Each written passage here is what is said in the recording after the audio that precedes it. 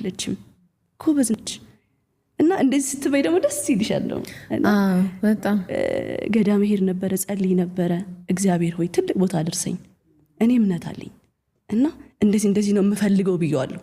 የምፈልገውን ነገር ነግሬዋለሁ ለፈጣሪ ሶ የማያሳካበት ምን ምክንያት አለኝ እውነት ሶ ሃርድ ወርከር ነኝ ስራዬን እሰራለሁ ነገሮች አይሸዋውዱኝም በቻልኩት አቅም እሰራለሁ ከዛች ቦታ ላይ አላማዬ ላይ ነኝ ያለሁት ሶ መንገዴ ክፍት ሆነልኝ ማለት ነው እና የሚገርምሽ ነገር ቲክቶክ እንደመጣው ወዲያው ነው የተሳካልኝ ባንዴ ነው ቡ ያልኩት የሚገርምሽ በጓደኞቼ ስልክ ነው እየቀረጽኩኝ የመጣሁት ስልክ ስላልነበረኝ የፈጣጠነ ቀረጽና ከዛ እዛው ላይ ሎጊንልና ከዛ በእነሱ ቀርጬ ከዛ በኋላ ወደ ስራ ይመለሳለሁ እኔ እንደዛ እያልኩ ነው የመጣሁት እንደዚህ በእምነትሽ እንድትጸኚ በፈጣሪሽ ደግሞ እንድትተማመኚ መንገዱን ያሳይሽ የነበረ ሰው ነበረ ወይ ካለስ ማን ነው